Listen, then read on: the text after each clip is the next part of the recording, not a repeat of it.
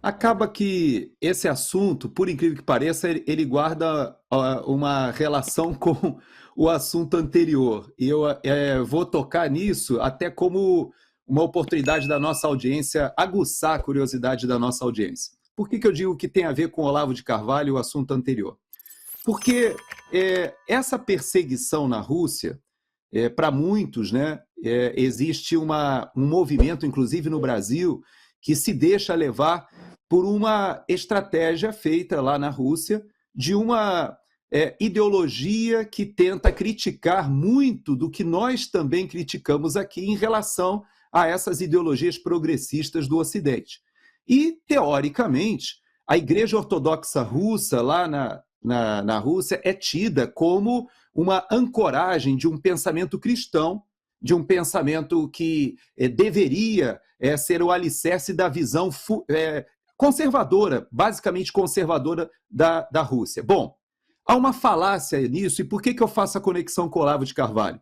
Porque toda e qualquer pessoa que quiser entender o que está acontecendo na geopolítica internacional hoje só vai conseguir entender o que está acontecendo se tiver a oportunidade de ler o debate que aconteceu entre o principal ideólogo russo e o Olavo de Carvalho. Por incrível que pareça, talvez somente o Olavo teve essa oportunidade de mostrar as incoerências de uma ideologia ou até de uma estratégia geopolítica que é tocada ali por esse grupo chamado por ele de eurasiano, porque ele falsamente se dizia baseado no que é a igreja cristã, na ancoragem da igreja ortodoxa russa. Essa perseguição, ela, na verdade, ela tem muito mais aparência com a perseguição que foi feita, por exemplo, com a Falun Gong na China, que foi feita pelo próprio Partido Comunista na China, que também observa aquele grupo crescendo, se preocupa e age de uma maneira autoritária e perseguindo o grupo. Esse grupo Testemunha de Jeová é um grupo que tem suas práticas, várias dessas práticas são conhecidas no mundo todo, controvertidas e muitas vezes, como, por exemplo, a questão da transfusão de sangue, como que eles não aceitam o próprio serviço militar, eles são refratários ao serviço militar, mas isso jamais deveria ter sido apoiado pela Igreja Ortodoxa Russa se houvesse, de fato, uma ligação de ideologia junto com a inspiração cristã, quando isso, na verdade, não existe. O Olavo, ele fez esse debate com o Dugin. Esse debate com o Dugin foi, talvez, a grande referência para as pessoas entenderem o que é essa disputa entre esse grupo que eles chamavam de atlantista, ali Estados Unidos e União Europeia, esse grupo eurasiano, e o Olavo foi um dos poucos que colocou nesse xadrez geopolítico também o grupo islâmico, ou seja, esse grupo que nós vemos agora no Oriente Médio invadindo a Europa. Então, se você quer entender um pouquinho dessa perseguição aos testemunhos de Jeová lá na Rússia, vale a pena você ler o debate do Olavo de Carvalho com Dugin. Foi uma das maiores peças de geopolítica já produzidas por um grande filósofo. Então, é interessante que a perseguição às testemunhas de Jeová, ela não é um fenômeno recente. Ela aconteceu em 1951 numa operação chamada Operação Norte, promovida pelo Stalin, que deportou os testemunhas de Jeová para os campos de trabalho forçado na Sibéria, e foi uma coisa extremamente hedionda do ponto de vista de direitos humanos, porque mulheres grávidas, crianças, idosos, foram arrancados das suas casas, tiveram 2 horas para se aprontar, foram proibidos de levar a Bíblia e foram deportados ali para os campos de trabalho forçado.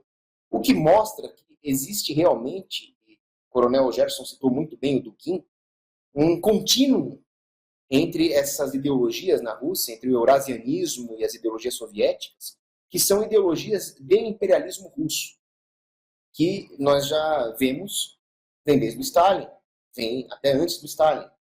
Então, o que acontece é que não existe aqui nem mesmo um mote religioso por trás disso, mas mostra que existe um aparelhamento político, tanto da Igreja Ortodoxa Russa, quanto do atual Estado russo, no sentido de perseguir qualquer um que eles considerem dissidentes ou subversivos ao estamento político.